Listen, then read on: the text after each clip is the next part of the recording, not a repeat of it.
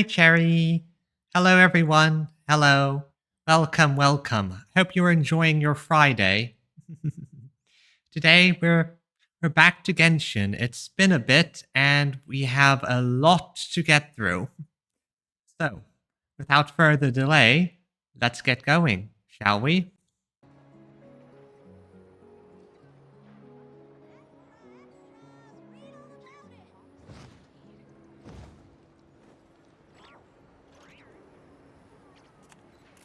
Hoi hoi. Hoi hoi. And okay, good, reconnected. Hoi hoi, welcome Viridian, welcome. I've had a bit of an internet hiccup there. I honestly am surprised I got internet problems, but what can you do? Sometimes the internet decides to hate you. Anyway, hello everyone, hello. We're back to Genshin and there's quite a bit to do. Quite a bit to do. Now obviously there's the thing which we left off. Hoi hoi, hope you're having a good day, Viridian. And thank you for coming. Thank you for coming. Okay, so there's quite a bit to do. As you can see, I'm with Jiren, and I've taken in the liberty of building him fairly well. There's only one thing. There's only one thing, obviously, that does need to be adjusted, and that is we have yet to unlock his Hexerai buff. So that's the first thing we're going to be doing today. We're going to be oh wait, recommended quests. Yeah. Okay, never mind. I think I'm gonna hold off on that. I don't like jumping ahead. I really don't like jumping ahead too much. Still, we're going to continue the main story quest and then probably get to other stuff if we have the time. Knowing me, though, and knowing these quest lengths, it's going to be a bit. So, let's teleport over.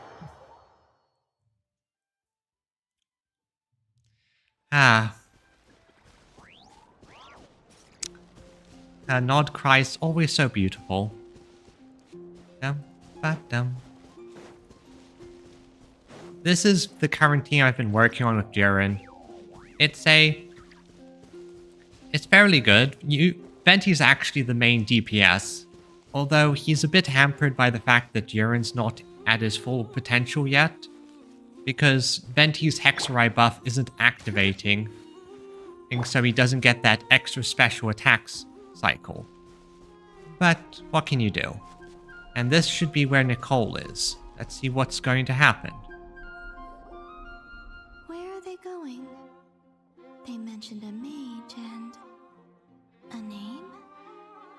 Hello, well, and I'm so happy that you're going to be coming soon because I am going to roll for you. You're so pretty. So, Mr. Varka, are you acquainted with this Nicole? Or should I call her Mage M? Not really. We've never met, though she has come up in conversation. From what I've gathered, Alice kinda took Nicole under her wing. Taught her how to speak in a more ladylike fashion, that kind of thing. Ah, I see. So Alice taught Nicole how to be a menace. Huh. Hard to imagine Alice as an etiquette coach. Yeah, Alice is a larger-than-life personality, I'll give you that. But then again, that's why she's able to draw such an eclectic mix of people into her inner circle. Eclectic is putting it mildly, considering half the Hexerai and all that. Oh, those witches are kinda nuts.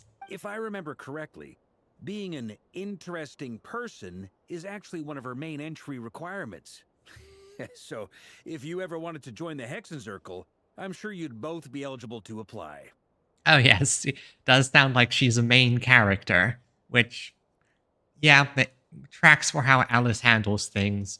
Remember, Alice is the person who introduced idol culture to Teyvat, and basically taught Barbara to be an idol with this idea of making an idol group. Hey! Don't go around making promises on Alice's behalf. I wouldn't dare. I'm just trying to paint a picture of the Hexen Circle for you. Okay, sure. Anyway, since none of us have ever met Nicole, how are we supposed to find her? We can't just go up to every woman in sight and ask, "Hey, are you Nicole?" Just look for the person who looks like a main character. You know, now the stand user could be anyone. The stand user. Maybe something she's wearing will give it away? Like a wind bloom pinned to her chest or something. Wait a minute.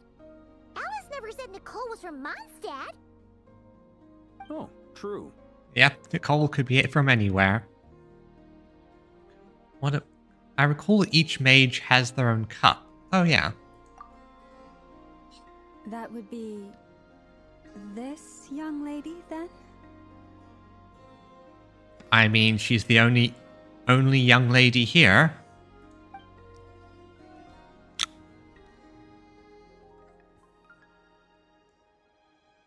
Hey there. Sorry to disturb you, but are you Miss Nicole? No, I'm Miss Nicolina. Varka, Knight of Boreas of the Knights of Favonius. Alice might have mentioned me before. Oh? Have we got the wrong person? Sorry. Oh.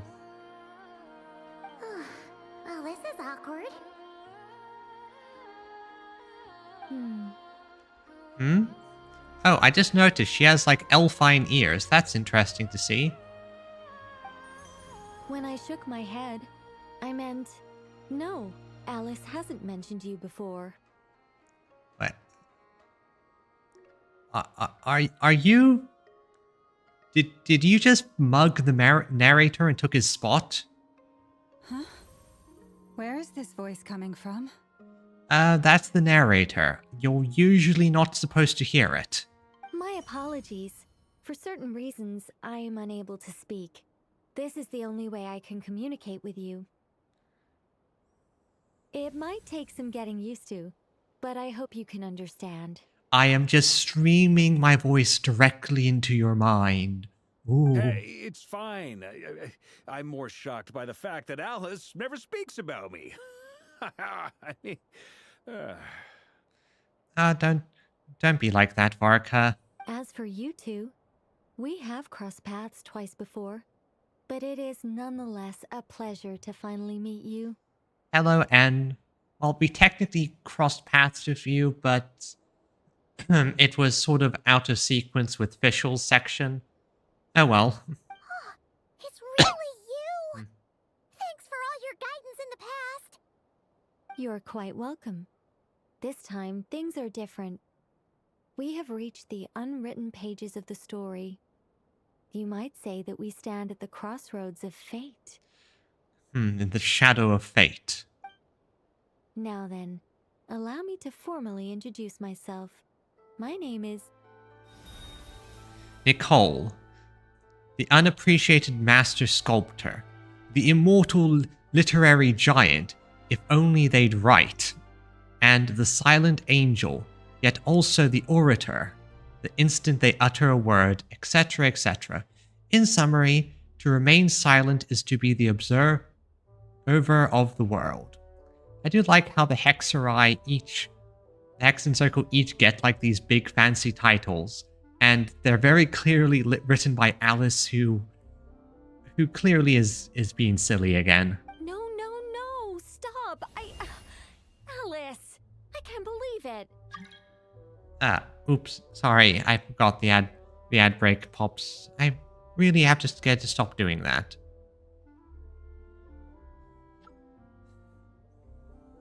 And of course, the entire thing is Alice's side. I had a whole speech prepared. I'd agonized over every single word. She always picks the worst moments to ruin other people's plans. Oh no. She's cute. Like, well, I was already planning on rolling for you, but now I have to do it. Why did you have to be so cute? I'm so sorry about that. Alice took the liberty of devising some bespoke self-introduction magic for each member of the Hexen Circle. But I could have sworn I deleted all of the triggering conditions for it. How did it bypass everything? Oh gosh, this is so embarrassing. Are we meant to hear that, or is this meant to be something we're not supposed? This is a very different side of Nicole than what we're used to. Is she not used to face-to-face interactions? Possibly. Don't worry about it. We've seen that introduction magic once already, so it wasn't too much of a shock. I do love the fact that it's diegetic. The whole this thing pops up diegetically because Alice is just that extra. Please go on, Miss Nicole. We'd love to hear what you have to say, or, well, communicate. Huh? Are they talking to this lady? But... Oh, alright, because she's like a spirit and Nicole's doing this thing to send her thoughts into our heads. Damselette cannot hear it. Will you all promise to forget that horrendously embarrassing introduction? I have already forgotten. Sorry? Embarrassing? When? Exactly. So, among the words that hopped out just now, I saw angel. Yes. My name is Nicole, and I am one of a very few angels who have retained both their preferred form and their power. For those of you who don't remember, an angel is, well, the Seelie were once angels, and now, well, they're these things. Well, now the Seelie are now just sort of treasure things, but still, regardless. The Traveler and Paimon should be no strangers to this concept. There is another of our kind in Natlan. They call her the Lord of the Night. Yeah, I remember. We encountered the Lord of the Night before. Alright! Paimon remembers her! But we've never seen her in person. Had a big flashy voice and was sort of asleep, but we never saw her in person. Yes. Well, I have retained more of my power than she. It's because I don't have a long-term duty to fulfill. To be more specific... no. We'll be here all day if I get into the specifics. Moving on. If I'm not mistaken, you are here because you wish to learn how one might reach the moon beyond the sky. Yep, I want to learn how to save my adorable moon maiden. That's right. Is that something you can give us any guidance on? Yes, I do know a way. It began with the Hyperboreans, who lived after the War of Funerary Flame. Blank looks. Maybe I should start with the background of the war. Oh yeah, she's quite the handy angel. And I get the feeling she's going to exposition dump on us. Or maybe not. It shouldn't be an issue. I'll fill in the gaps for you when we have more time. Anyway, after that war ended, the three moons retreated to beyond the false sky. The Hyperboreans were humans I once aided. They accepted the civilization and creations bestowed upon them by the angels. I see they had appreciation for abs. But despite accepting many blessings of the angels, many among them still held on to their faith in the moons. They were reluctant to accept the new order. Makes sense. People are reluctant to give up on their faith. Even after the War of Funerary Flame, they sought to contact the moon goddesses beyond the sky and receive their guidance. I do like that Columbina was basically just messing around with animals in the area. That's kind of cute. But all three had passed away by that point. This mage has a unique method of communicating. Is she talking about the moons? Again, she hears nothing of this conversation. Yes, but they did not know. And so, still they prayed for the moon goddess's mercy.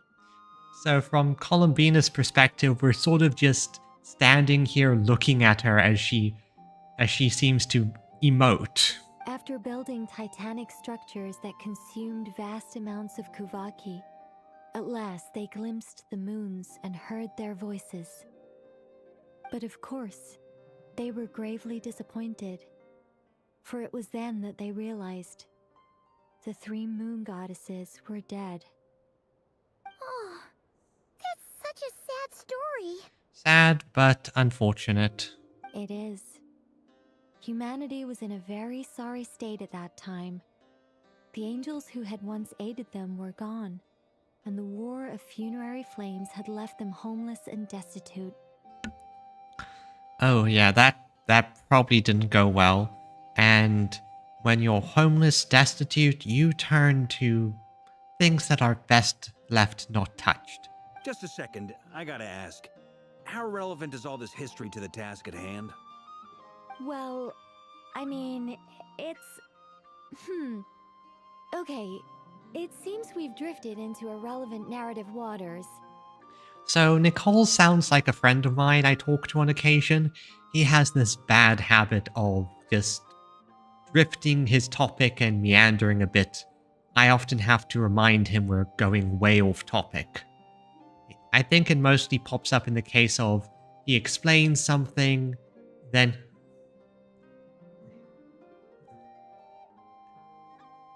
Okay, yeah, it's you too, Meridian. But yeah, he basically explains something, then he goes off into a different part, he explains another thing, and another, and before you know it, we're nowhere close to the original topic. That's just how these things go. It's been a while since I've had the chance to speak inside someone's head. As soon as I got started, I lost control, and the words just flowed out like a waterfall. Well, I mean, Meridian, I sort of consider you a friend. And maybe we can chat more off-stream once I get around to making that Discord. I really have to get a... It's something I've been putting off, but once I do, maybe we can chat there in a more casual sense. What I'm trying to say is... Right, yes, that's it. The relevant part is the ritual created by the Hyperboreans. Darn it, she's cute.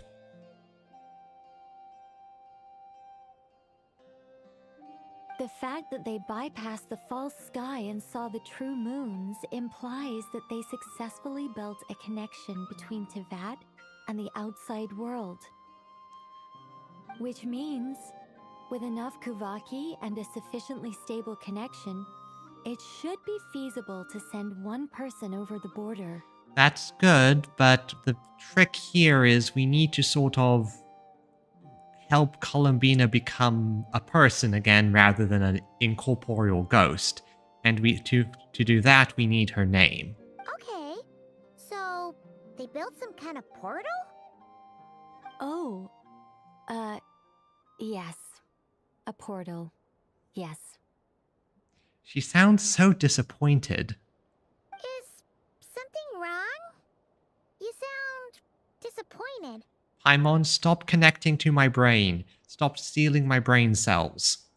I just didn't expect you to summarize it so well.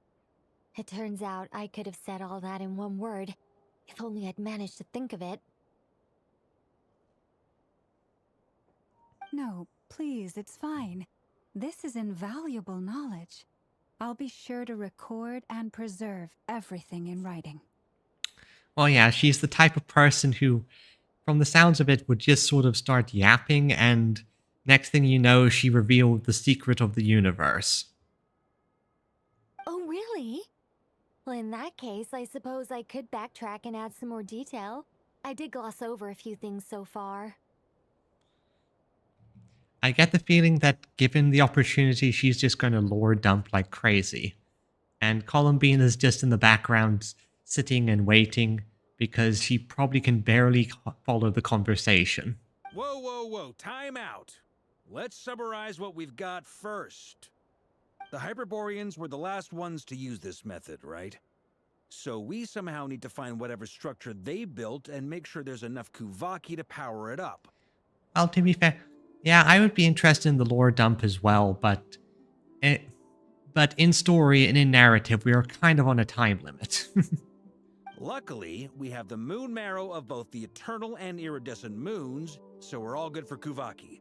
Which means the key issue we need to focus on is finding the place. Am I right so far? Yes. Although I expect the structure is long gone by now. I mean, we can probably figure something out. That said, what if we could take advantage of the phantoms to travel back to a time when it still existed? Ah, time travel. Wait, what? Wait. Time travel. Our spaceship. Time travel. Well, travel back isn't quite accurate. It's more like we'd be creating a handshake between 2 points in space-time.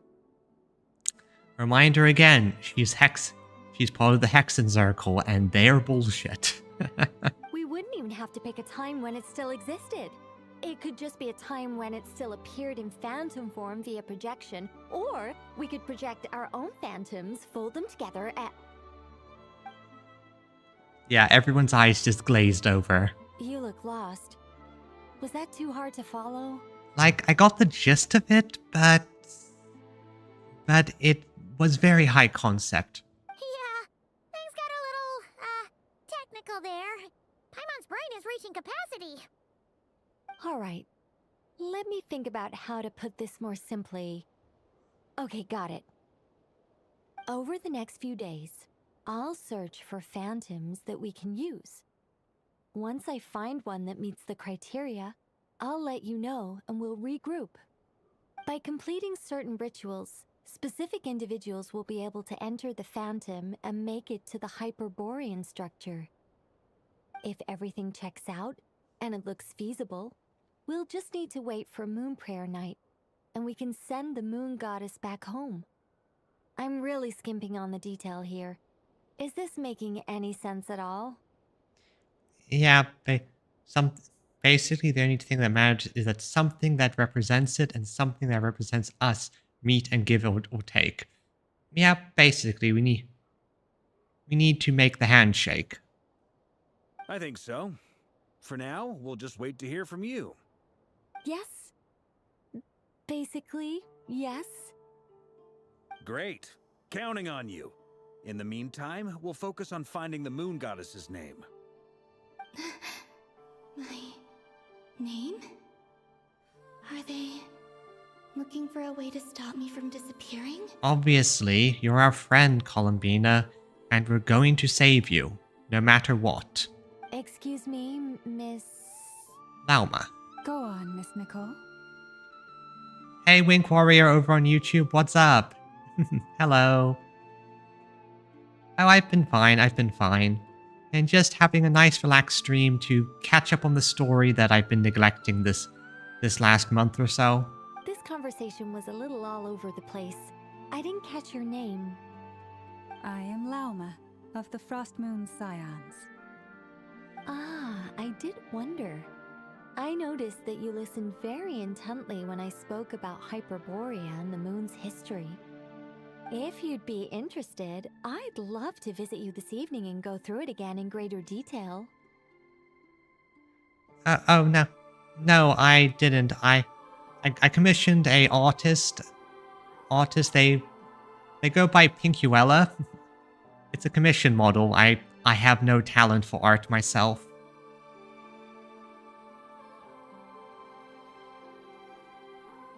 And obviously Lauma would be interested in the history. It's kind of her thing. Also, if you were serious about making a record, it would be too risky to simply write down the raw details as is. I would suggest some tweaks. Maybe rewrite the stories as fairy tales or fables, perhaps even prayers. Anyway, we can cross that bridge when we come to it.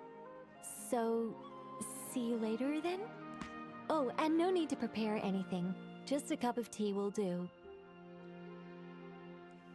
In the future, but not right now. I don't have the money to even attempt it.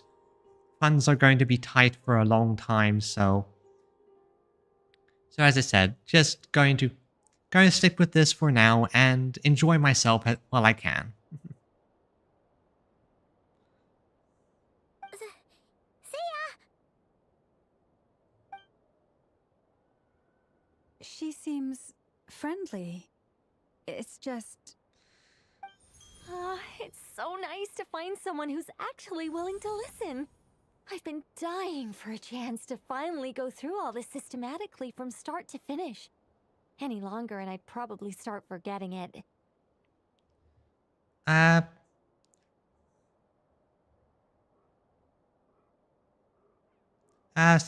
It's fine. Winkwari, I'm not interested in buying anything right now. Now Paimon gets why Alice told us to mind our heads. Yep, Nicole's the info dumper. What did I tell you?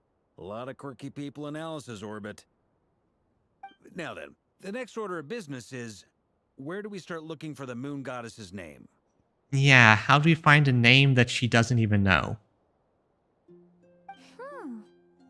Maybe the rest of what Nicole has to say might give us some clues. Once I've heard her out, I'll summarize the salient points and share them with you all. Thank you. You're probably going to have to take your time because from the sounds of it, Nicole has a lot of history to dump on you. I'm also inclined to review our other documents. Yes, our faith was first established by our Hyperborean ancestors, but many of the more factually accurate records are from after Kutar's birth. I have a hunch that the Fatui might know something. Sounds like we're gonna follow Columbina's journey through Devat, huh? Yep, most likely. In that case, we'll start by heading to the Frostmoon Enclave. Sounds like a plan. Take this with you. I'll see about getting in touch with the Fatui. It'll probably just be Arlecchino and Sandroni again. They're the only ones who would want to help. Yeah, every other Fatui I encounter kind of wants to murder me. Then again, I don't really give them an opportunity to do anything else. Thank you, Mr. Varka. Don't mention it. Honestly, I'm more comfortable dealing with the Fatui than prying into the details of a young lady's childhood. Catch you later. See ya, Varka. I should follow them, just in case there's some way that I can help. Don't worry, we will save you, Damselette. Okay, let's see what the Frostmoon Scions have for us.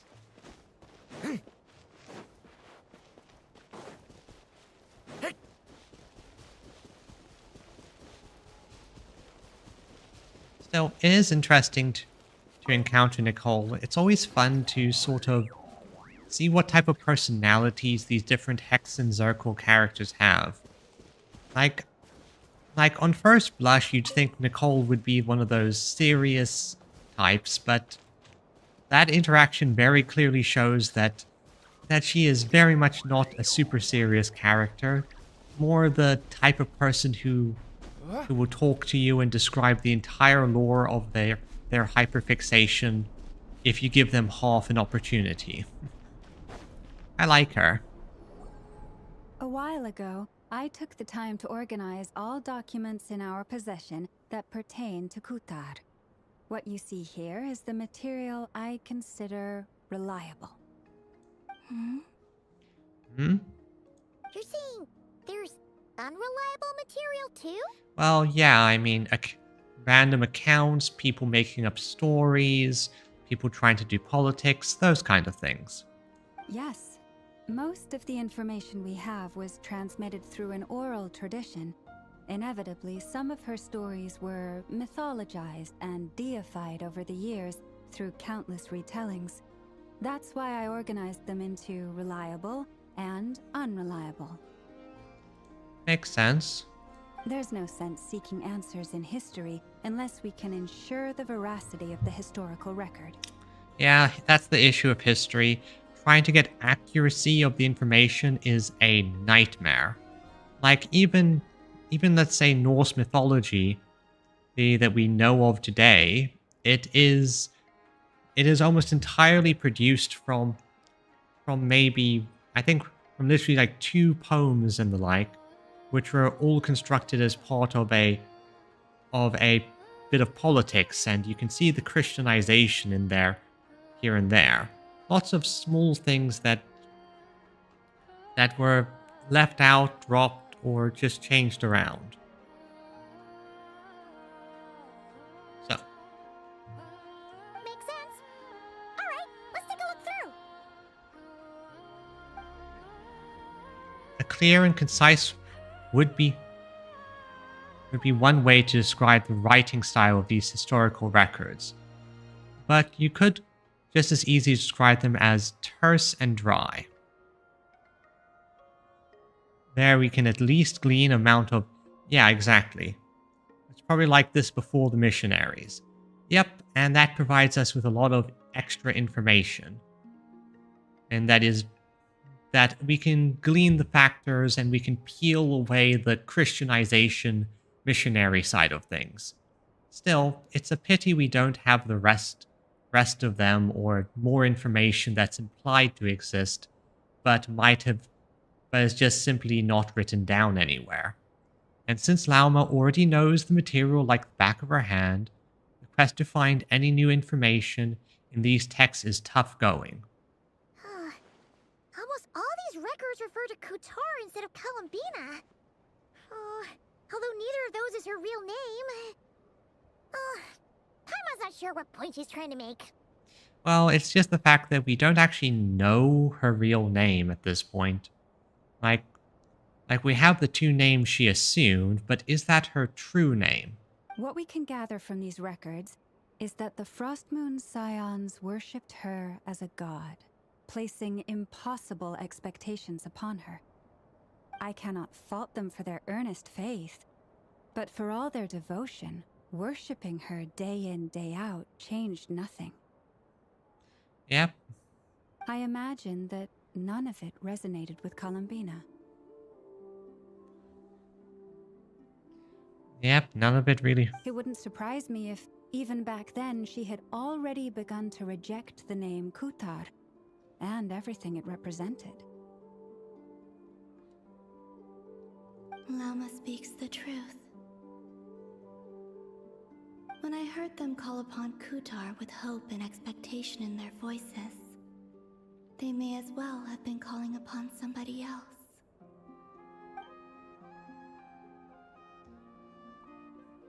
When you were organizing these texts, what criteria did you use? That is actually a very important point. Right? We know from history and experience that different forms of organizing, categorizing, and the like can result in some things drifting through the cracks. Well, that's a bit complicated. I looked at the level of detail, perceived authenticity, prose style, and how realistic their portrayal of Kutar seemed to be. Basically, you did a lot of the stuff by vibes. Amongst the Frostmoon Scions of today, only I know of her existence, and I alone have spoken to her face to face. As such, I know that there are certain things she simply would never do. That being said, I have sensed some changes in her lately. Well, she has us as a friend. Changes? Me? Seems like this is getting us nowhere. For what it's worth, why don't we check the unreliable sources too? Yeah, I mean, they might be unreliable, but they could give us something. And since we're grasping at straws, might as well. Sure. Give me a moment.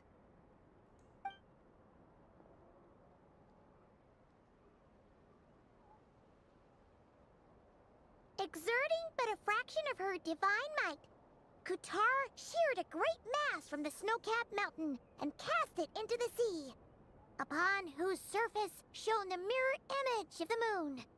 Thus was formed the island of Hisi. That sounds more like what Venti did, where he sheared off large chunks of Mondstadt's mountain range and cast it into the ocean in order to make the current environment. Yeah, right. That doesn't even begin to pass the sniff test. The 3 moons are not but lies through and through. Only one moon has ever shone for us, and Kutar is her name. Oh yeah, the subjectivity is strong in this one. The vast majority of ancient texts are filled with fanciful tales like these. I trust you understand my criteria a little better now. Basically figuring out who is just bullshitting us. I understand. Kutar did not speak, merely gazing into the distance in silence. And where her gaze landed, this was her prophecy. Clearly, whoever wrote this text never even met Kutar. Otherwise, they'd know that her eyes are always closed. What about you, Traveler? What are you reading?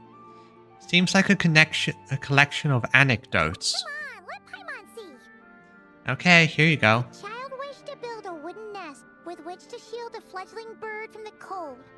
But being so young and lacking in strength, the child could not snap the branches from the trees. Kutar was passing by. Upon seeing the child, she summoned forth the Kuhenki, who built a beautiful nest for the child. That actually does sound like something that could happen. I remember that. Okay, yeah, that did sound like something that Columbina would do. She very much seems to value earnestness, at least as far as I can tell. Not knowing the meaning of Kutar's divine intervention, the child dared not to respond, and thus ran home to call their parents. But Kutar was gone. The moon chanter declared the event a miracle and took the nest as a relic, placing it on high for all to see. The child was named as one favored by the goddess and was greatly respected amongst the people.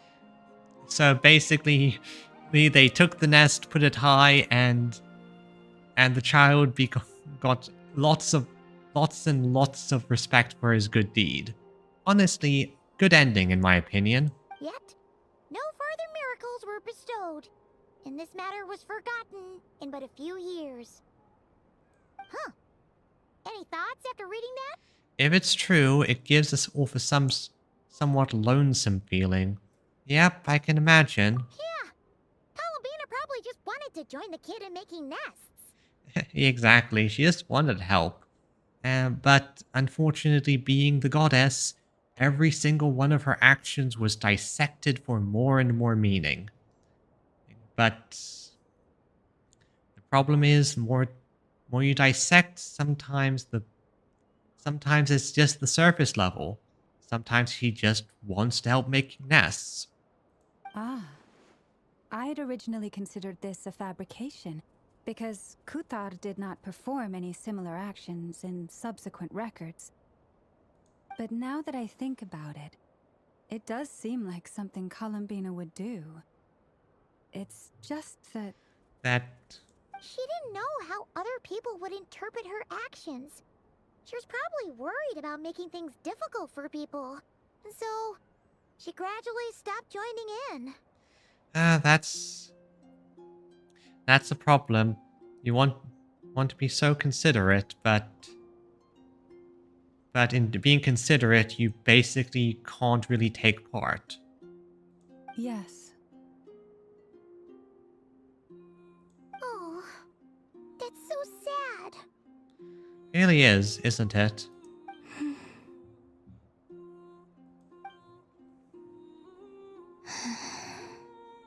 It is an interesting narrative and just gameplay choice to have Columbina be there unseen.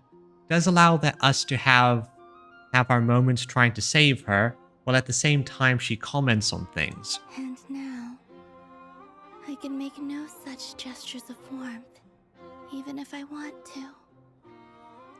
We're going to save you, Columbina. We're going to save you. That's a promise. Still no name. That's a bit of a shame. But we did learn some interesting stories. That's gotta count for something. Barca said he was gonna set up a meeting with Arlecchino and Sandrone, right?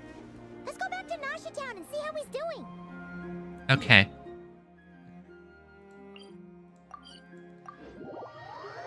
Dum. All right, let's see what the meet. Now, knowing Varka, the meeting is probably going to be in the bar because, you know, Mondstadters and their liquor. It is. Oh, never mind. Oh, Darren. Hey, Darren. Let's see. There's Varka.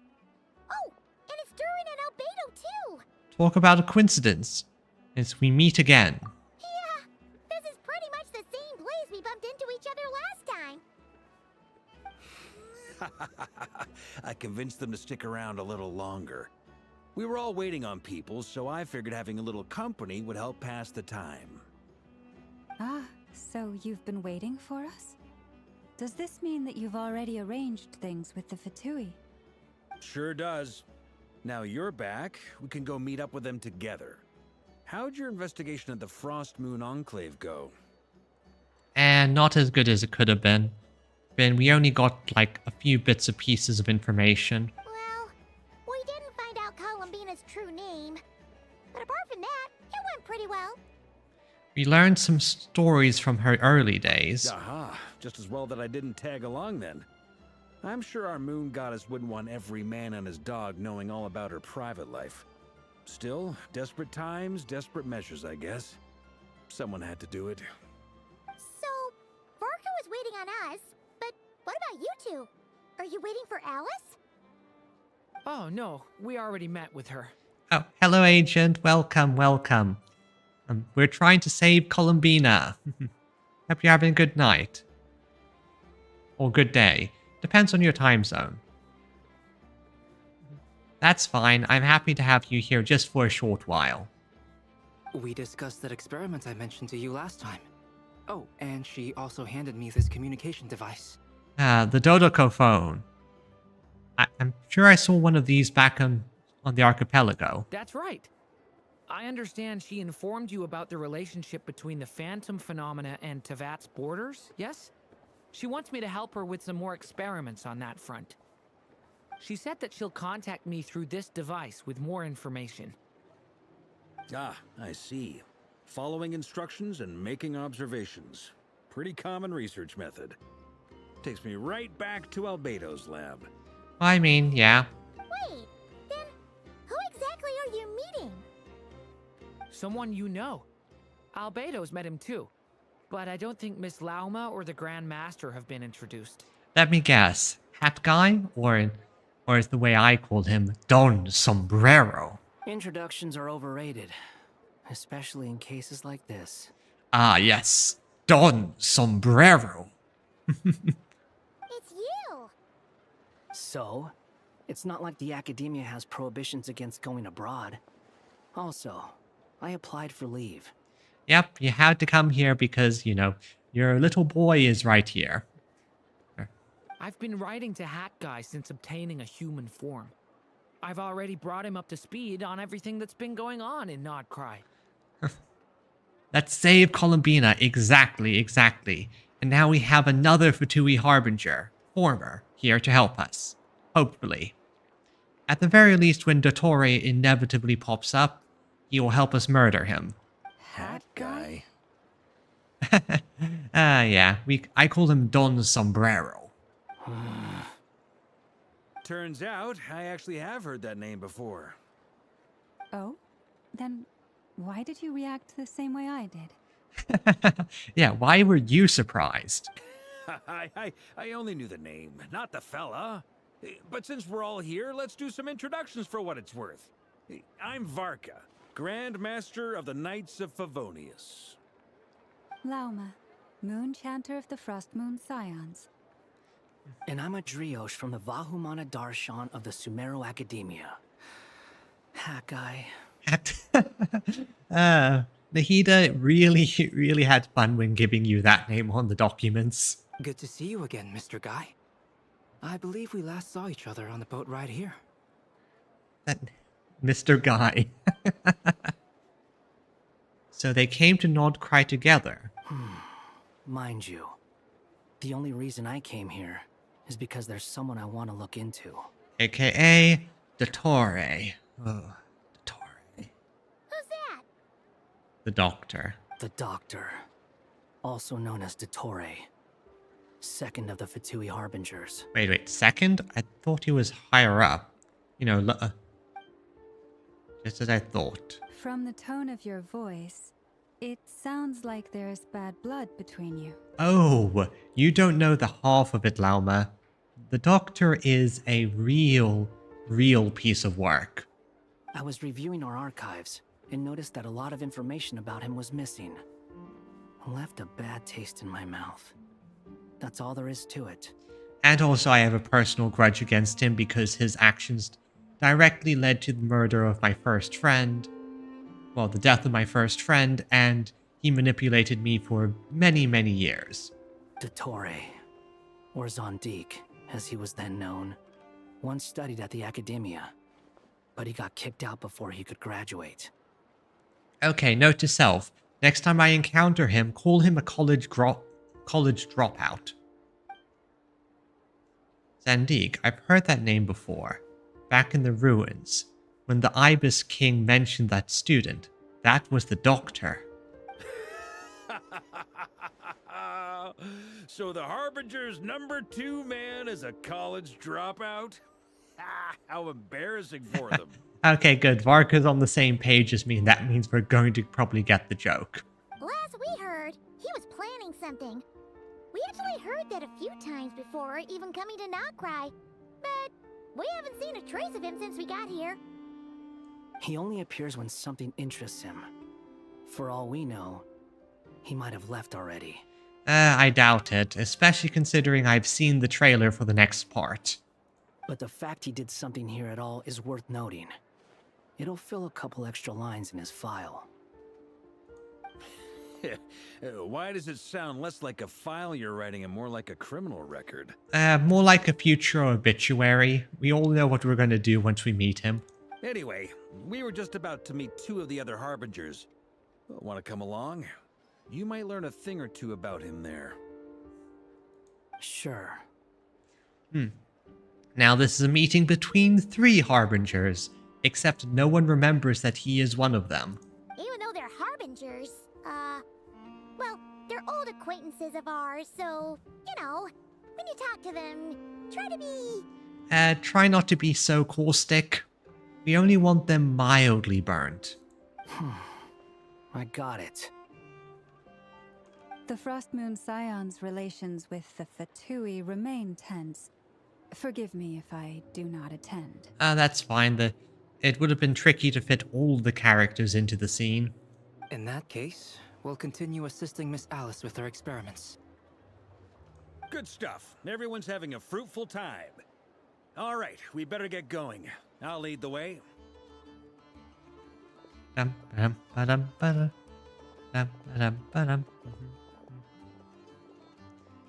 Hey, Don Sombrero. Are you here for revenge? Well, yeah. That's obviously part of it. But I'm not the only one who has a score to settle with him. Oh, we have a lot of scores to settle with him. Neither you, nor Lesser Lord Kusanali, nor I want to see him meddling with things again. Can we return? Fair enough. One other thing. When we return, let's talk about Columbina. What's the hurry? Don't worry. Pigeons always know which way home is. So who is the pigeon? The group split into 2 teams, led Varka. You make it safely to the Kavaki Experimental Design Bureau. Hello. You made it. Who is this? This is the hat guy. He's a friend of ours. A scholar from Sumeru. They call him Hat Guy. He's an old friend of the Travelers. Wait, this is the Academia representative you wrote about? He doesn't exactly look the part. Well, yeah, he doesn't look the part, but he's actually pretty smart.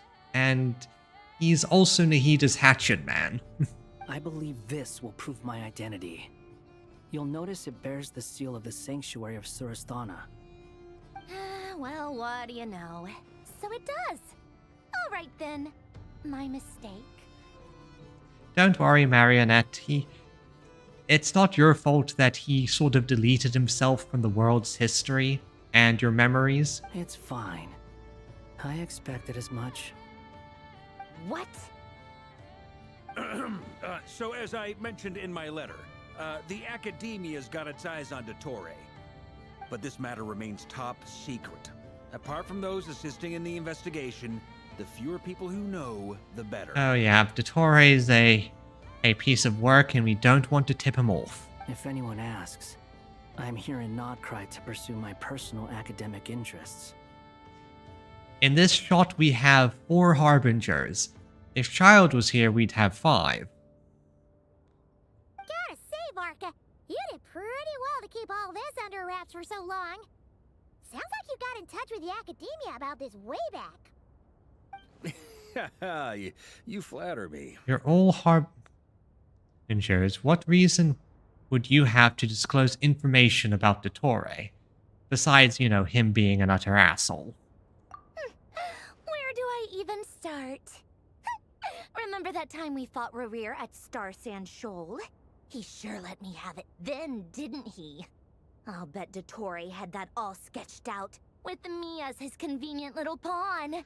Yeah, that sounds exactly like Dottore. He could not care less about us if he tried, but hey! The feeling's mutual. I just love it. I love it when Marionette speaks. She's such a fun character. I really can't wait for them to add a banner with her. I want to expand my Harbinger collection. Does Dottore really strike you as the sort who values his relationships with his colleagues? Not really. He doesn't even value relationships with himself. I mean, Nahida was able to get him to kill all of his clones and all that. Fair point. Definitely not. Which is why I always keep my guard up whenever he starts making suspicious moves. To that extent, our motivations align. On top of which, I consider you trustworthy people. Thank you. Now, back on topic. In the wake of the Reikir of Solnari episode, Sandrone and I grew suspicious about Dottore's complete inaction during the entire affair. So we tried to find out what he'd been up to, but unfortunately to no avail. Okay, that is very suspicious. He's literally not doing anything when something like that and that incident would have been fantastic research data, meaning that something is definitely up here. He never lets anyone in on his plans. The more he cares about something, the more secretive he gets. So the fact that everything is radio silent indicates that whatever he's planning, it's big. Indeed. Perhaps he believes that by keeping a low profile, he can avoid trouble. But that trick isn't going to work on his colleagues. And the thing is, if you try to keep too low a profile, the silence is deafening. Yeah, I mean, he's been researching the ancient moon's remnants. And he's been trying to get his paws on the moon marrows. Only an idiot would believe he doesn't have something more planned. With this in mind, I returned to Snezhnaya and relayed my thoughts to Her Majesty the Tsaritsa, entreating her to have him recalled. That's pretty direct. Did the Tsaritsa agree? I'd imagine that something strange happened. Yes. I made it abundantly clear that the Fatui's business in Nodcry is almost concluded, and we do not need 3 Harbingers in this territory. Her Majesty concurred. So, what did she do? Accordingly, Dottore has returned at her orders. I imagine he is continuing with experiments, which no one besides he would ever have any interest in.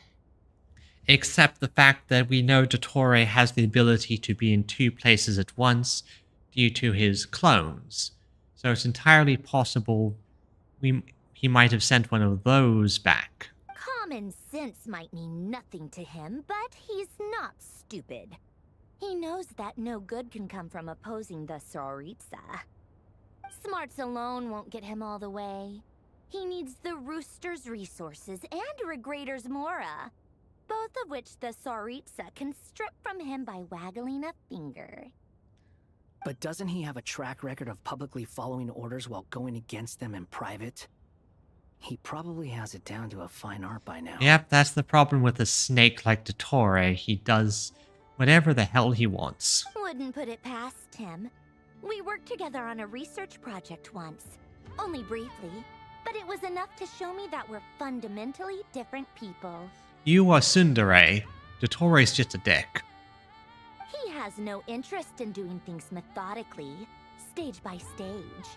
His thoughts jump all over the place, and the moment his curiosity is satisfied, or he gets the results he wants, he disappears. So in other words, he's kind of a terrible scientist, while you are very much a good scientist. The only similarity we share is that, once we set our minds on doing something, we will see it done, whatever it takes. So from the sounds of it, Dottore's the type of scientist who develops something new with leaps and bounds, jumping around, and making big, grand discoveries.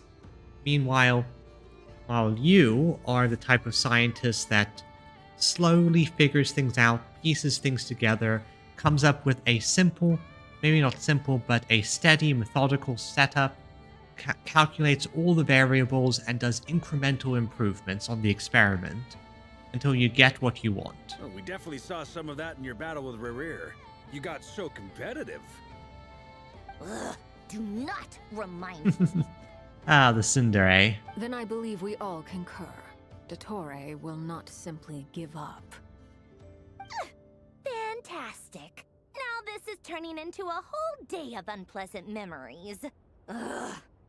Don't worry, we're going to ask about Columbina next, and for all your tsundere actions, we know you care about her. Are you talking about the moon marrow stuff? He also strikes me as the kind of person to disregard experimental regulations, ruin all the equipment, and go way over budget. Then leave the first person he can find to deal with the fallout. Oh god, that sounds like the worst person to work with. Exactly. This one time, he was running some high-temperature experiment and the substance exploded. But does he care? No. He orders his subordinates to open the device so he can observe the results, which causes the gas inside to leak out. That gas was poisonous. If I hadn't been there, who knows how many people might have died. And after all that, he left. While I was still cleaning up after his mess. What a waste of time, he said. Yep, sounds like the exact asshole-ish thing that Dottore would do. Waste of time? The nerve! He wasted my time! I just love Columbino just poking her face. That's funny. Columbina is such a wealth of background gags. You've been bottling that up for a while, huh? Hat guy, I must say, you seem awfully familiar with internal Fatui affairs. Especially when it comes to Dottore. Well, I was once a Harbinger, but I did nonsense. Thank you, Lady Harbingers, for providing such valuable information. I have no other questions for now, so I'll be on my way. Wait, what? You're just gonna leave? Come on, you're not gonna help? You're welcome to join if you want. No, I have to talk to them about the name. Ugh. Just when Paimon thought he'd finally mellowed out. He makes quite the impression. Oh, you don't know the half of it. I'll say. I've met tons of headstrong people, but not many of them would join me in bad-mouthing Dottore. Anyway, back to the main agenda. Barca, you said that Columbina has gone missing? Or rather, disappeared. Yeah, she basically poofed away. Yeah. We're working on building a connection between her and this world. The simplest method is to find out her real name. I've actually asked her that question before, but she said she didn't know. Considering our relationship, I doubt she was lying to me. Could have just given you a pseudonym, but no. What did she do while she was with the Fatui anyway? As far as I recall, she was never dispatched by Her Majesty to claim a gnosis or anything like that. that Tsaritsa's plans had long contained a place specifically for her. I always thought that was weird. What could she do that the rest of us couldn't? Probably a fair bit. Knowing what we do now, it's probably something related to Kavaki, right? It was. More than likely.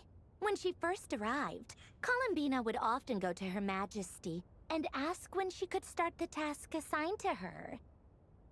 But Her Majesty always gave the same reply. The time has not yet come. So she spent her days in Snezhnaya doing basically nothing. Well, basically nothing except, you know, being kind of adorable. I do like her etherealness. It kind of ends up being very cute. The Tsaritsa has summoned a beautiful blind maiden to be a harbinger, giving her the third seat by virtue only of her enchanting voice. The rumors must have been very interesting. It was a dumb and stupid rumor, but the reality of the situation made it hard to refute. And what happened after that? I imagine she stopped caring. She no longer seemed to care why she had been recruited, and Her Majesty never gave her any missions, so she just continued to sing in the flower garden. La la la la la la la. Honestly, that would be kind of fun to look at. Her voice is rather lovely. For my part, I was busy. So busy, in fact, that watching someone be that idol had me fuming. But still, I got the sense that You got the sense that? that she had long been used to a life of other people claiming she was needed when she wasn't. Yes, that's how it went with her. And I definitely am shipping Columbina and Marionette at the moment because her tsundere energy is just so strong. I just felt that having a place to stay would cost me something eventually. And so I waited quietly for the day that I would have to pay the price. And on the other end of that spectrum, you had me. Someone once told me that I had the lousiest work and the toughest luck. That's a good way of putting it. I forget who said it, but those words have always stuck with me. Sounds like something Don Sombrero would say. No wonder. So she remembered the words because they were so important to her, but she doesn't remember who because, well, the person was erased from her memory. But you've done your job exceptionally well all this time. Because at heart, you are a conscientious person.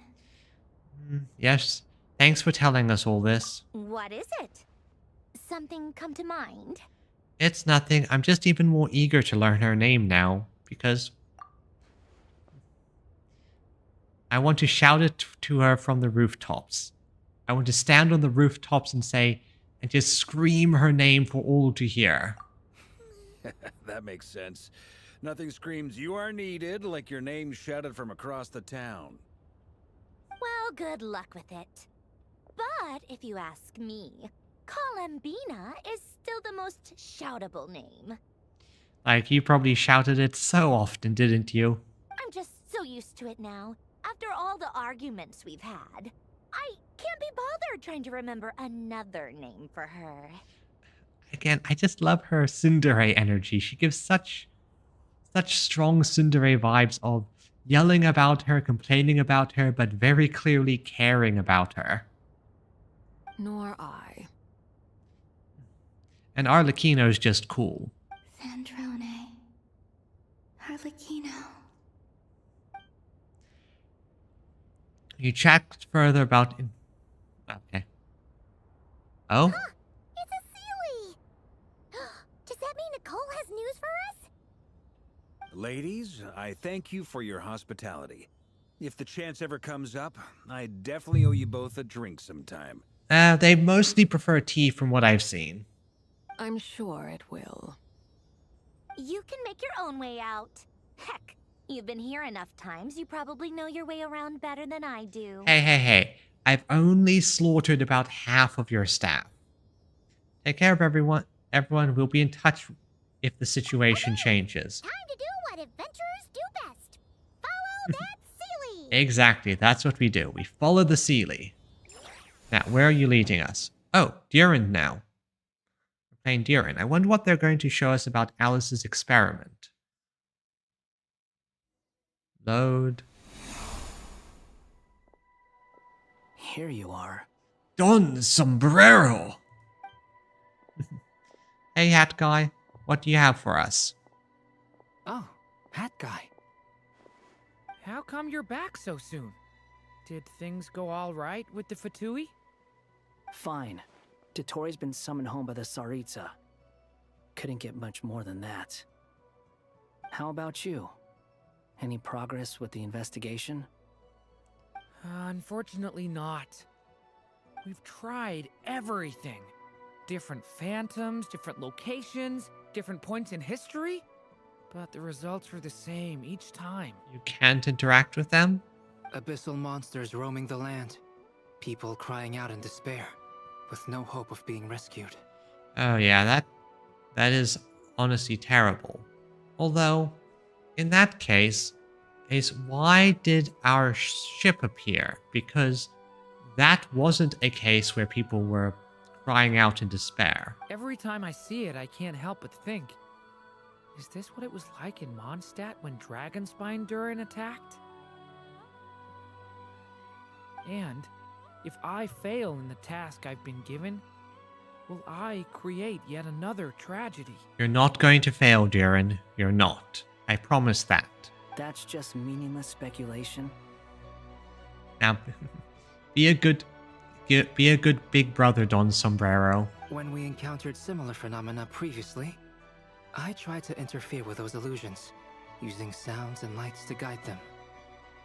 However, we could not change their fates. At most, we were able to extend their existences. The events of the past are like fate that has been written into Irminsul. There isn't a living thing in Teyvat that can escape its past. Yep, you can't change the past, But Miss Alice instructed us to try to find ways to change the outcome that these phantoms face. Oh. I suppose if this is a case of a stable time loop situation, that might work. It's an impossible task.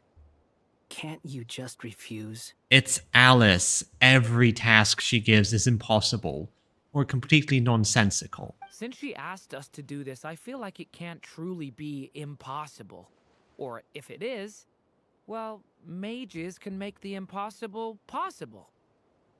I could not have been born as Durin otherwise. Exactly. You couldn't have gone from a toy to a dragon to a dragon boy. But you also said that your past 39 attempts were fruitless. Hey, the 40th attempt could work. That's true. But you're still going. He is. Yes.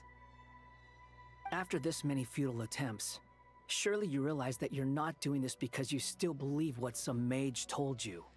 He isn't. He's doing it because he wants to help. It's because you want her hypothesis to come true. It's something you wish for deep inside. And once again, I do like how Don Sombrero is showing his softer side with Durin and cutting to the root of the matter. So, think for yourself about what you want to do. As long as you don't believe it's futile, it isn't. Yep, as long as you keep trying, you can do it. Every little bit counts after all. Yeah. Previous experience indicates that we cannot touch the phantoms, which limits the effectiveness of our interventions. But If we want to clear this hurdle, we need to break this rule somehow. how can we break it though? Same thought here. Following the same rules means repeating the same failures. Reducing ourselves to mere playthings of fate. So you mean we need to figure out a way to make contact with them despite knowing that we can't? Yes, we need to basically break the rules and change the outcome. Change the game, if you will. Yes, and I suspect that's something only you are capable of.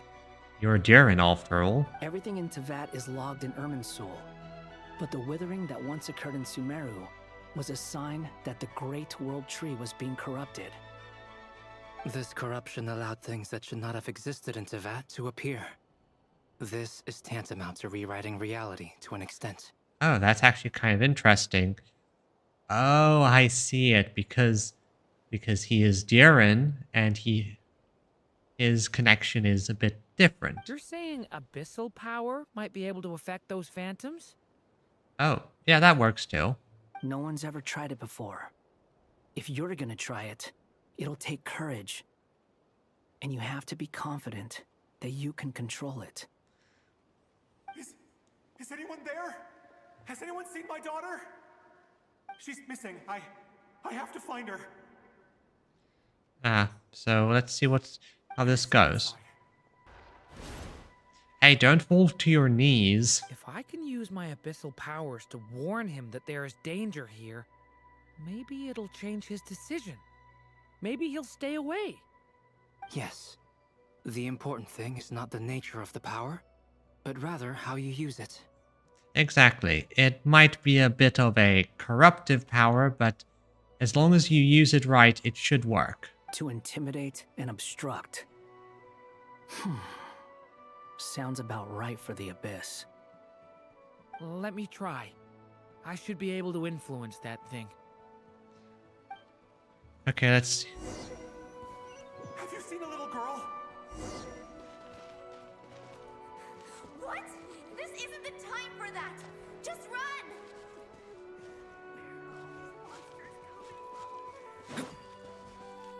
There. I hear someone inside. Spargana? Are you in there?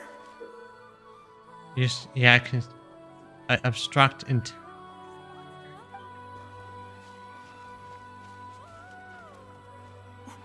What is this? Looks dangerous. I should get out of here. Good. He's changing his decision. So what does he do next? What changes? He really left. Ha! We did it! But what happens next? Don't celebrate too soon. Follow him. See what he does next. Let's see. Monsters approaching from the front. You need to stop them and create an opportunity for him to hide.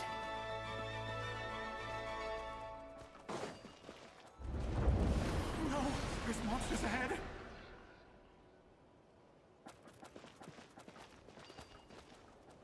Wait, is that the barrier I saw earlier?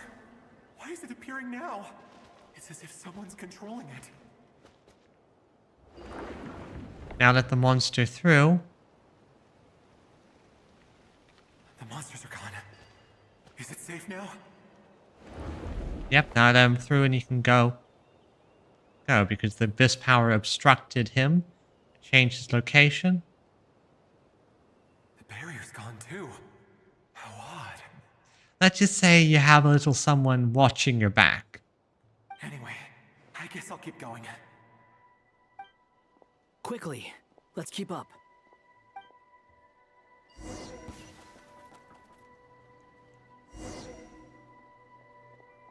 Wait, there was someone else here? Don't go any further. We've got anti-monster traps laid out everywhere. But my daughter must just be up ahead. I have to go. I swear, this guy... It's blocked.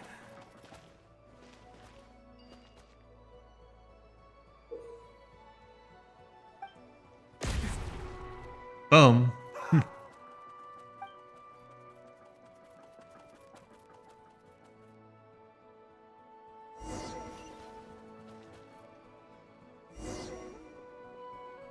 Wait, there was someone else here? Don't go any further. We've got anti-monster traps laid out everywhere. But my daughter must just be up ahead. I have to go. This way's blocked.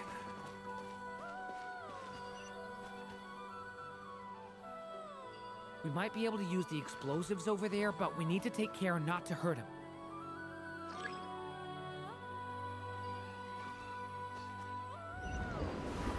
Okay, the barrier. Okay, so I just was jumping the gun a I'll little use bit. the barrier to keep him at a safe distance.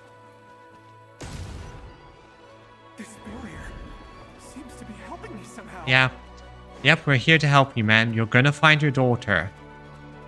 Hey, hey, wake up! Okay, I don't think we can heal with the barrier, though. Good. Gotta keep moving ahead. Right. Just a bit further. So many monsters. Oh, my dude. There's still a chance, Durin. Use the traps. I mean, this is a bit hand-holdy, but I get the idea. Gotta wait for them now.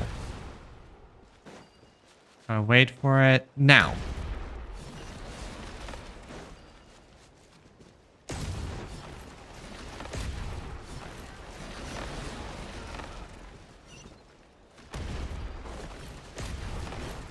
Okay.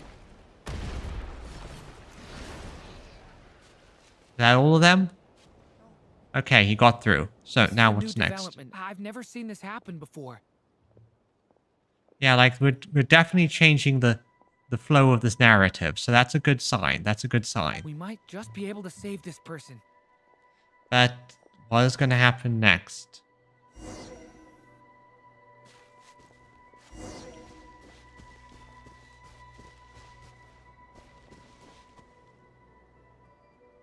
And saving one person might save others, or it could do more. Hello there.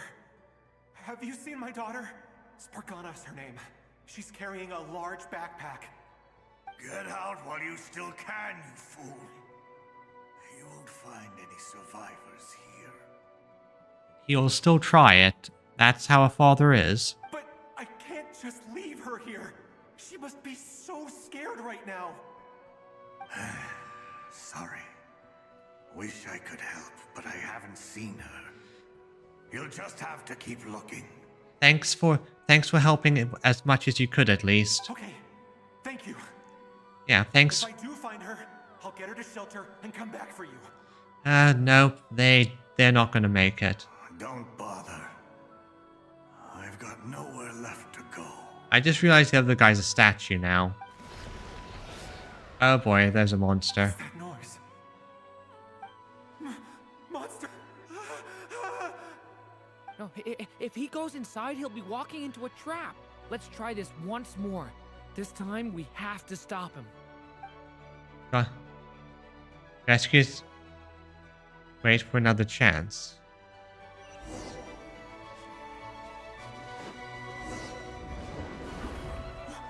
Why? How will I know where Spargana's gone like this? Because this is a trap, that guy is there as bait. You know what? I'll trust this strange barrier. It's gotten me this far after all. Yeah, it's strange, evil barrier, but it seems to be helping you, which is... Oh, corpses. Spargana, are you there? What?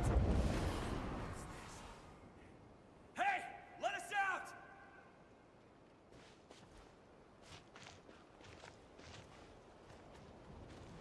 Come on. I have no idea why I'd opened that barrier.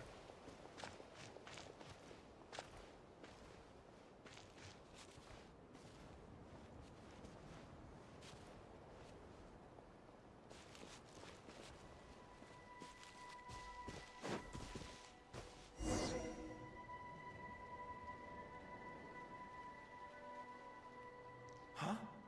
That looks like one of my daughter's books. How do you know that? How would you recognize it? Then again, I'd recognize my books any day. Thank you. Thank you. Yes, it's one of hers for sure. That's her name on it right there. She left her backpack here. If only why do I have this strange sensation and idea that I talk to myself all the time? It's like I'm saying all of this for someone who might be listening far, far in the future. Durin, just like last time. Use the explosives.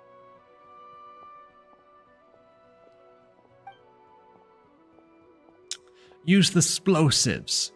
The what? The bombs you get. The bombs.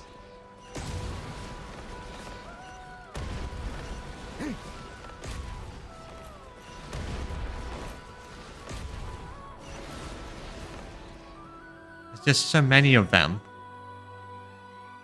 It won't work. There's not enough left. If he makes it in, he'll die. But then, this clue could be the key to him finding his daughter. It might not be the only one. Better he misses that clue than loses his life. I guess so. Yeah.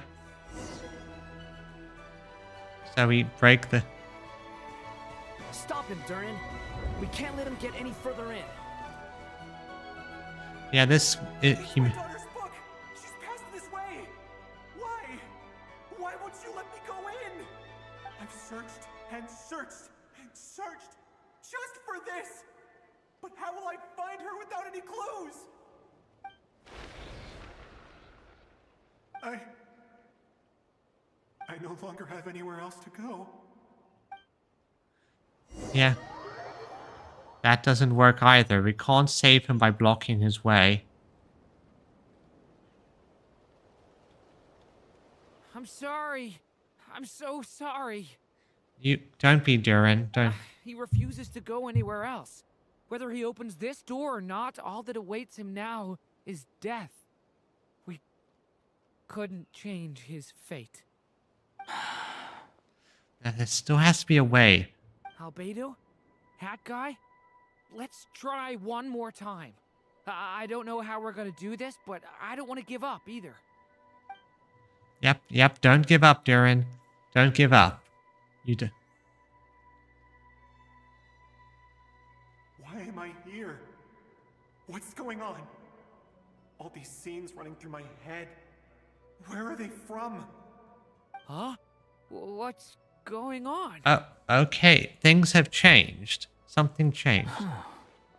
So a variable shifted because we were helping him? His reactions have changed. How many times have I... What's happening to me? Huh? Wait. Who are you? Wait. He's seeing us? He's Okay, this is getting very interesting. Because this is also exactly what we need for Columbina's ritual. You can see us now? I feel like I always could, but that I only just realized you were there. I'm sorry, I don't know how to describe what I'm feeling. Don't worry. This is probably going to be very weird for you. But you were the ones guiding me using that marked barrier, right?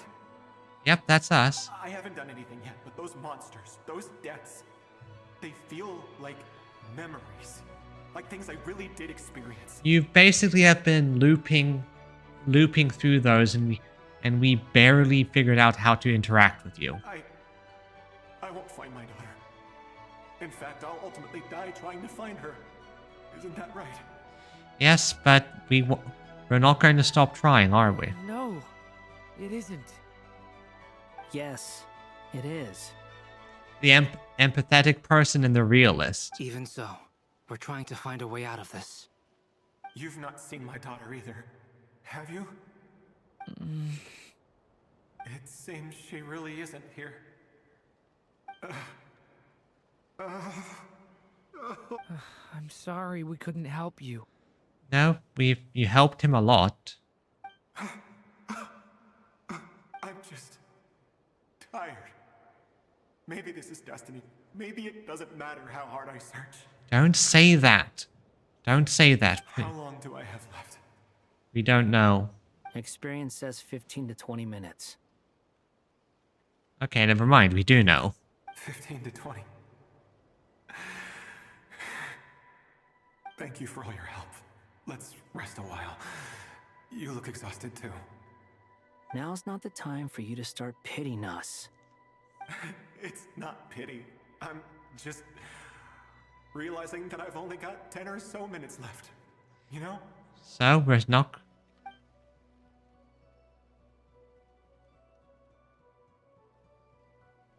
You say you're from Mondstadt, yes? A place with windmills, where people enjoy limitless freedom? It is a very anarcho-capitalist state. And you're from Sumeru, where they've built an academy into a giant tree? It is a very big tree. Yes. It seems you've never heard of either place. Those names are unknown to me, I'm afraid. Yes. Have you heard of Hyperborea? We have, and we know some people who are descendants of them. I have, but I heard that it was destroyed in the distant past. Probably the very same cataclysm that guy is going through. I see. That was where my ancestors once lived. What about Delphi Pytho? Was it later rebuilt? I've never heard of that location. I've never heard that name. And considering he is a scholar, that says something. Then what about Sal Vindaknir? Yeah, no, that's completely alien to me as well. I have seen that name on stone tablets on Dragonspine, but I'm afraid the only things left of that place are its ruins. I see. Sure enough, there was no way to turn this around, huh? Yeah, it's an unfortunate situation here. I'm sorry. I was the one who asked to chat, but it seems like we're too many ages apart. There's barely any common ground to start from. Well, there is one. We know some Frostmoon Scions who are your descendants. It's alright. We did hear something new, at least. From how you speak of your lives, things must be going alright for you, I guess. Some things are kind of crazy, and ironically, you're the only human amongst this group, because we have a dragon, a homunculi, and I guess you could call him a human puppet. The hat guy is a complicated situation. They are. Mondstadt is a place of freedom and happiness. There's a lot of good people in the church and the Knights of Favonius, and even outsiders find that it's an easy place to feel at home. Yeah, it's... From what I've seen, Mondstadt is one of the more relaxed kingdoms. We have festivals a few times a year. Everyone gets together to drink, sing, and be merry. And drink, and drink, and drink. They love their drinking there. Sumeru is a lot more uptight. Not really the kind of place where you can relax. It's a nation fraught with problems wherever you look. But if all you want in life is to seek knowledge, I guess it's pretty much paradise. It's the kingdom of nerds. What do you expect? That's wonderful. In other words, after this all-devouring black tide passed, humanity did not merely avoid extinction, but rose to build prosperous civilizations anew. I mean, I can see you all right now. That must mean the future isn't a total mess, right? Exactly. And you mentioned a black tide. Have you encountered a guy talking about the allegory of the cave? Because if so, then we have a problem. That's true. Well, time's almost up. Let's part ways, I think. Might be best if you don't waste too much time on me. No, this has been worth it. The chances are slim, I know, but I'd like to spend these last few minutes looking for Spargana. If things work out, I'd love to tell her about what I've heard. May we meet again. Well, or not, most probably. In that case, may your wishes come true. Don't worry, I'm sure things will change.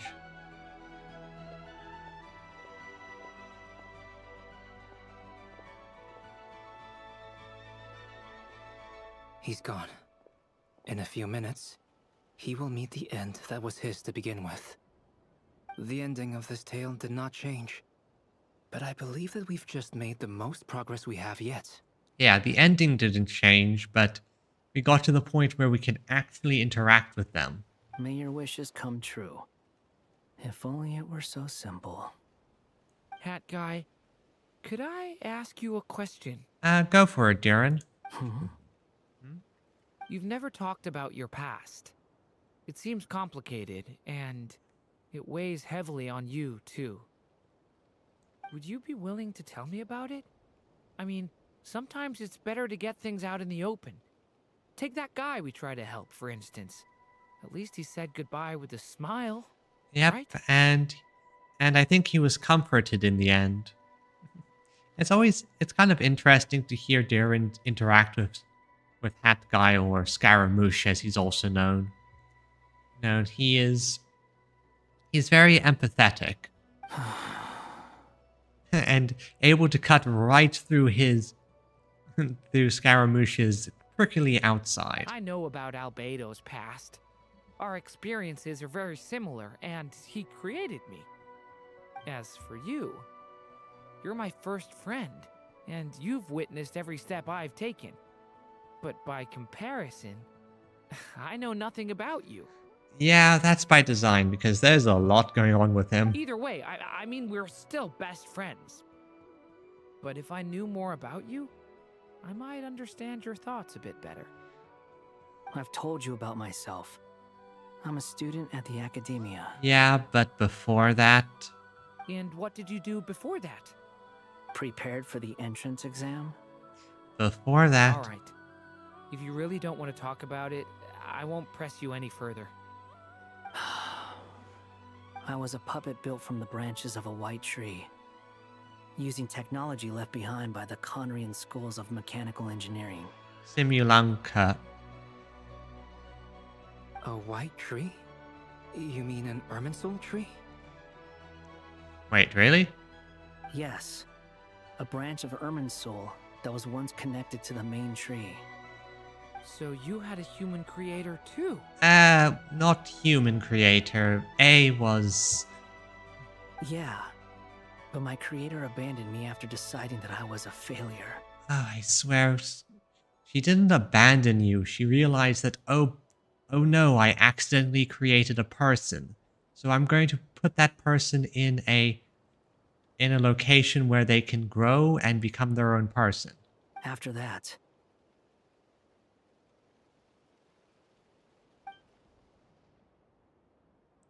A harbinger? Durin. Resisting the influence of the abyss, suppressing the urge to destroy, trying to do the right thing. None of these things are easy. They're not, and that's what makes him such a good boy. But no matter how hard they are, trying to rewrite past wrongs is far harder. Oh, and he knows that from experience because he tried to do it the quick and easy way by deleting them. You asked me if you would create a new tragedy if you failed. I told you there was no point speculating about that. I need... Yes, this is actually a kind of a funny thing. So, we first learned the whole hat guy name all the way back in one of the Sumeru events. I think it was some kind of academia relay race. And there was a bit of a joke that popped up where people showed the different language versions. And the one that stood out that people really just latched onto was Don Sombrero, which I kind of loved. So I used my little gift thing to rename him Don Sombrero. But the real answer is, yes, you absolutely will. Hat guy. But at least you've got people here to help steer you away from the wrong path. So, just keep aiming towards the light. Yep. I will. I promise. Again, Hat Guy is a... I love seeing how Durin is being developed and growing with the influence of Albedo and well, Wanderer or Hat Guy or Scaramouche, depending on what name you use. Alright, break time's over. Do. Hello? Durin speaking. Hello, friends, it's me. What have you been up to, I'm detecting some unmistakable fluctuations here at the border. Oh, we actually had a big break in a lot of progress, really. The amplitude isn't particularly high, but they're completely different signals from the ones before, and the scale is comparable to those I've detected previously. Alice, we were unable to save that person. However, he appears to have retained a portion of the memories gained through that cycle, and was able to hold a conversation with us. Yeah, which I consider a big win. I see. Well, that is rather odd indeed. It definitely merits further attention. Oh yes, it definitely merits. I want to see if we can repeat the effect, maybe change things. Could I trouble you to keep trying the same approach? I need to gather some more data. Counting on you. No problem, Alice, and, well, this approach showed that it was having some effect. Maybe it would work better on someone else. I should probably have Nicole come and check this out as well. And Nicole's pretty busy. Wait. That act was a complete? Okay. I guess we have a... Guess there's another act coming up.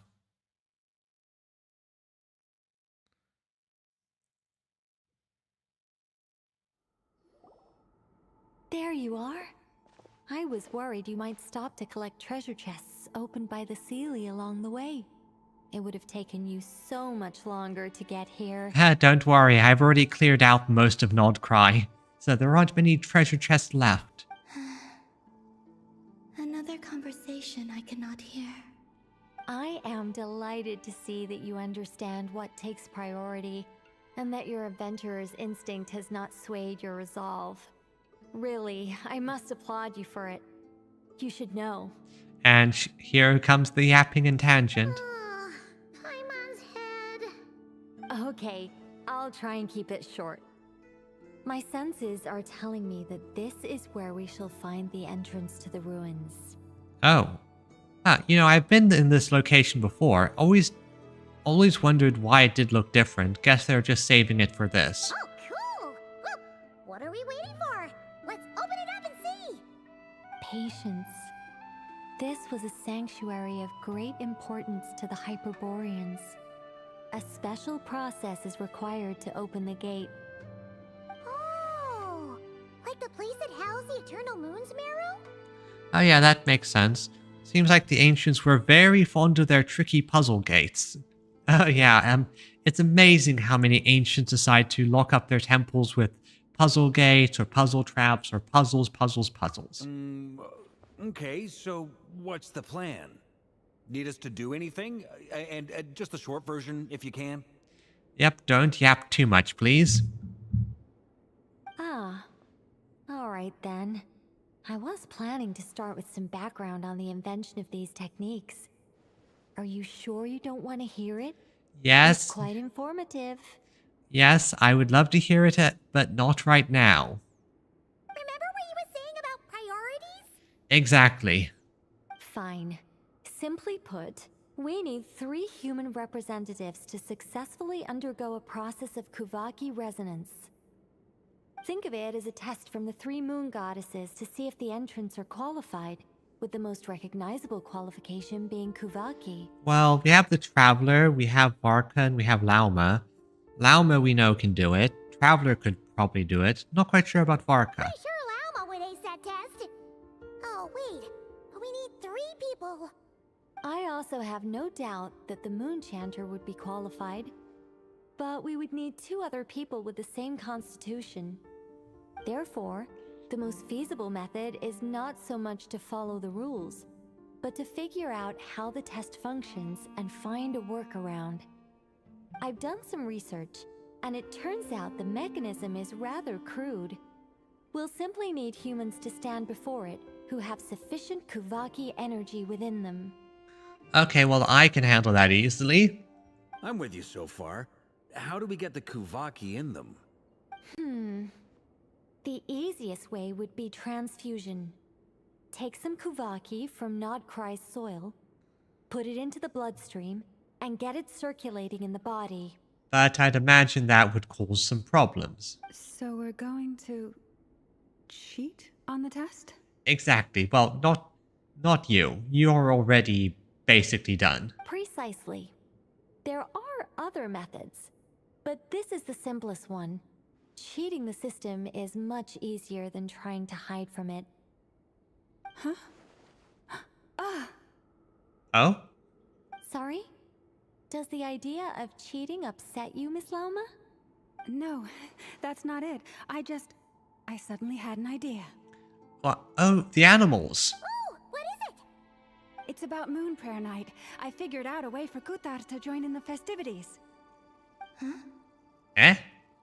But as Paimon said, we need to have our priorities straight. Let's get back to the test. I'll follow up with Nefer on the festival arrangements. Okay, yeah, that's very important, and we do need to focus on the main stuff first. Oh, okay.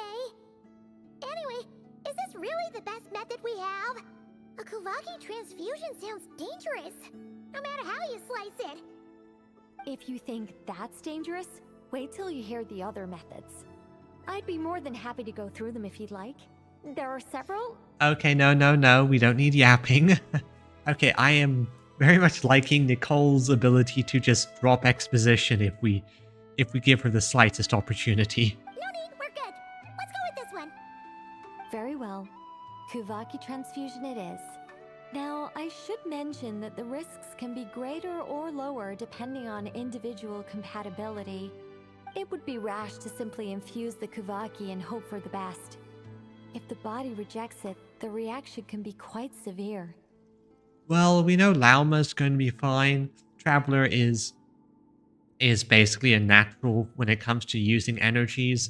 So I guess, Varka, you just have to tough it out. The symptoms are similar to another condition that some people living here suffer from, known as congenital Kuvaki sensitivity. So, before we execute our plan, I will perform a simple test of my own to see who is compatible and who is not. Okay, that makes sense. Once that is done, we will have to complete the resonance process as rapidly as possible.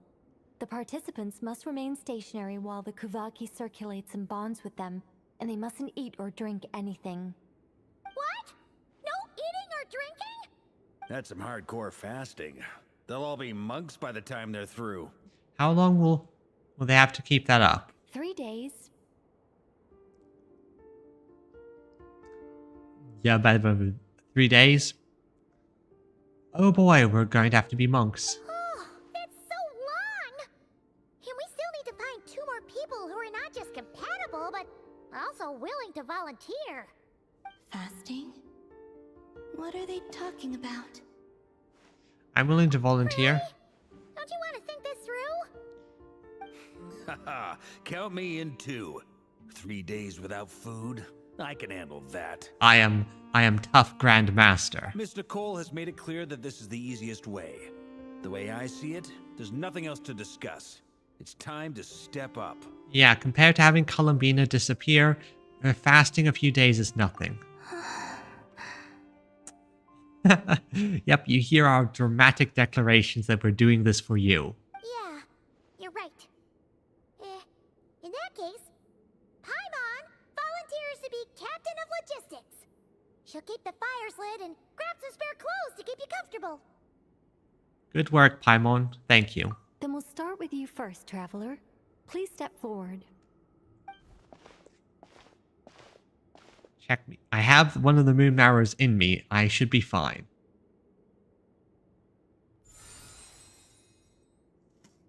How's it going? Do you feel anything? Nope. How about now? Nada. And now? Still nothing. I am very good at using random energy sources. What about now? Nothing at all. Did you do something? You guys, it's not a competition, you know. All right, I'm officially impressed. Even as a descender, you can withstand far more than I imagined. Praise me. Praise me. It's like I summoned a giant stone titan to arm wrestle you, and your arm hasn't even moved an inch. Yes, I am most impressive, aren't I? In my last attempt, I infused 5 times the amount of Kuvaki required. Wait, that much? Yes. Safe to say, compatibility won't be an issue for you. You're eligible to join. You're next, Mr. Varka. And now probably for the contrast of how painful it is. Sure, here goes nothing. All right. I'll start where we left off. 5 times the required Kuvaki dose. Wait. Nicole, stop. Whoa. Hey, wait a minute. Yep, she is She is part of the Hexen Circle, and Varka, that's a fun expression. How's it going? Ooh, no, not great. I kind of want to puke. Feels like I've been drinking too much. A few bottles of wine, then a big stein of Dark Horse. Some hard liquor from Liyue mixed in. Basically, your average night for a night of Favonius. Nicole, you did that on purpose, didn't you? You think this is funny? I just lost to a young lady in an arm wrestling contest. I'm never gonna live that down. Don't worry, Varka, that was literally my specialty. I am very good at handling random energy sources. My apologies. I'll lower the concentration and try again. Oh. How's it going now? I'm not as dizzy as last time, but I can still feel it pulsing around. In that case, you wouldn't be an ideal choice, Mr. Varka. Let's try someone else. Who else can we grab? Yehuda, are you there? Okay. Let's go ask some of our other friends then.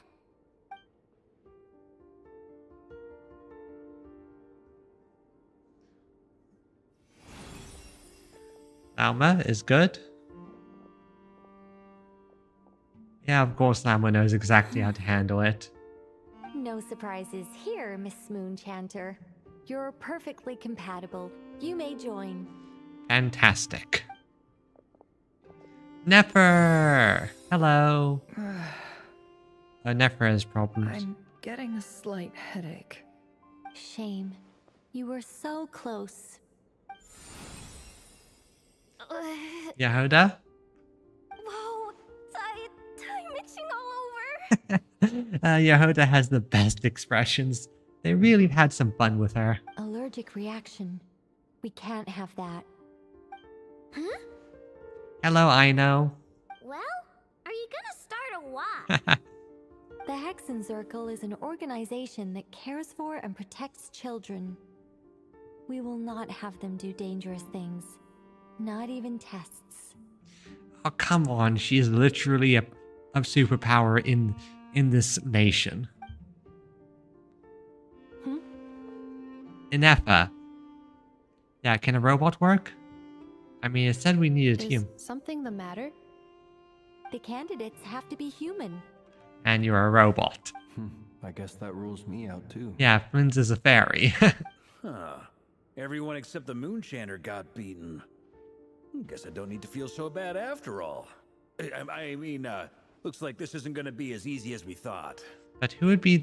Like, we need a third. Perhaps I could ask for volunteers among the Frost Moon Scions. No, none of them would work. They're not main characters. I'll see about talking to some trusted Lightkeeper colleagues. Itlua springs to mind. In fact, I think we had some former Frost Moon Scions join our ranks recently. Can you give me the scientific explanation for how the test works? I can probably make some kind of test bot. Then we can just zip through Nasha Town, going up to people and pressing a button to check their status. Wouldn't that be way easier? Yeah, that's Aino for you. She just checks these things.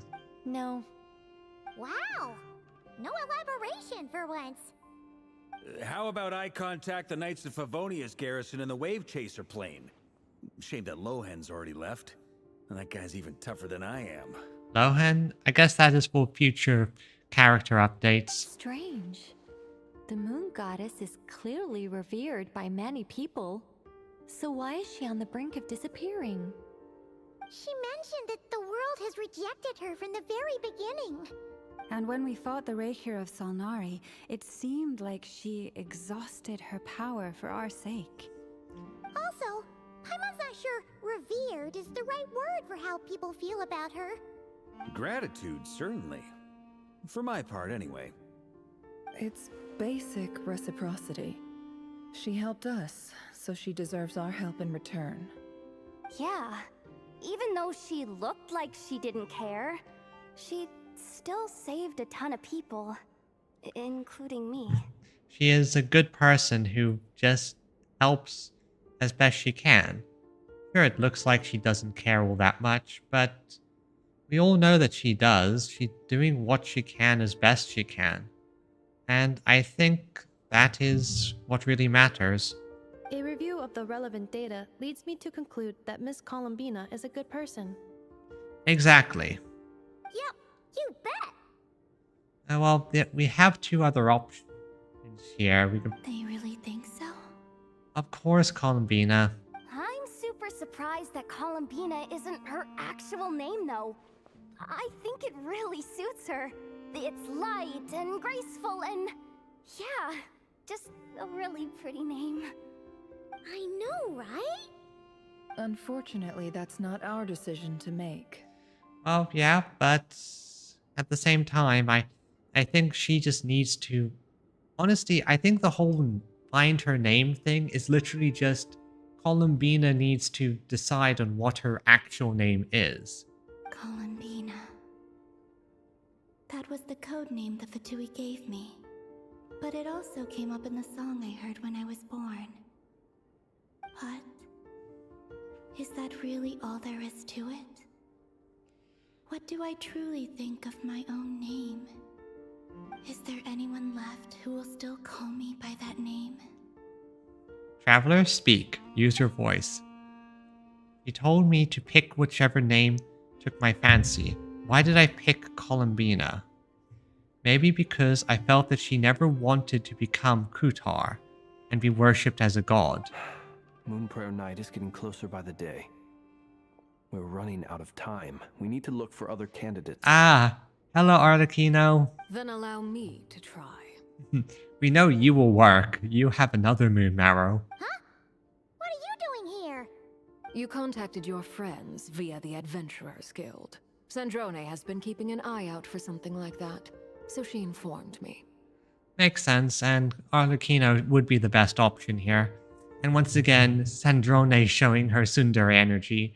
She complains, but she very clearly cares. Since I have the ability to accommodate a moon marrow, I should prove to be a suitable candidate. Arlecchino. Yo, we care about you, Columbina. When can we begin? I see. We can begin right away. Zoom. The name. How was it? Did you feel any discomfort? Not at all. Then it seems we shan't need to look for additional candidates after all. Okay, good. So we have the best candidates was a harbinger, a descender, and the high priestess of the moon religion. Oh boy, that is certainly a way to cheat the system. Great! Cool. Alright, like Paimon said, the rest of us can take turns making sure the three of them stay warm and comfy. Exactly. Then, my job is to take care of the caretakers. I will ensure everyone receives food and accommodation. Knowing you enough, it's going to probably be fantastic food and accommodation. Let's do this. No time to waste. I'm ready as well.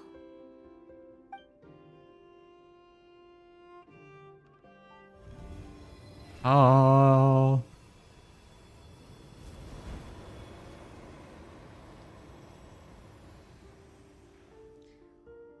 I hope they don't have to stay like that the entire time, because my legs would get tired within a couple hours.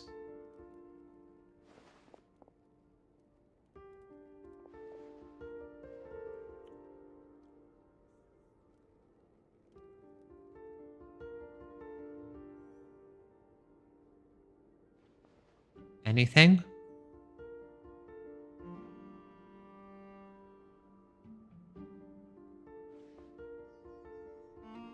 Yep, there it is, the tiredness and exhaustion. Yep, don't worry, Paimon. We'll get through this. 3 days, that's nothing. The work is done. The sacred scroll shut. The stars grow dim, the people silent. The white sun sets, the silver moon rises. O path to the temple, appear now before us.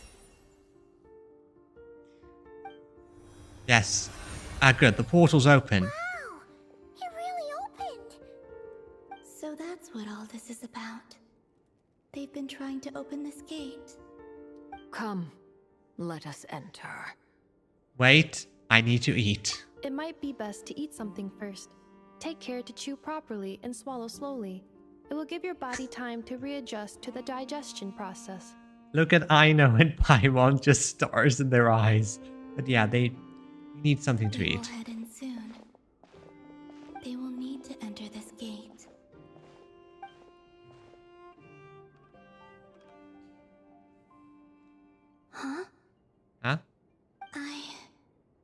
cannot pass through. Is it because I have no physical body?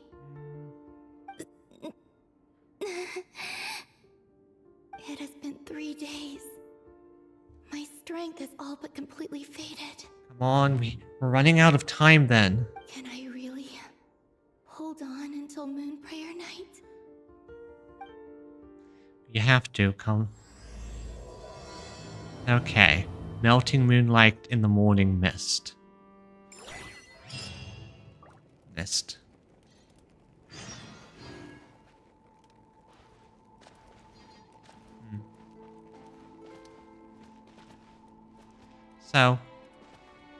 So with that said, though, I am starting to feel a bit tired myself. And I think this is probably a good point to start to finish off.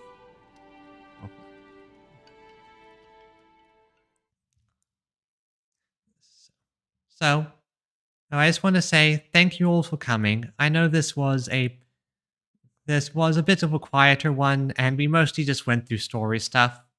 But again, thanks for everyone for coming. And I'm always happy to see all of you. And until next time, everyone. Bye bye.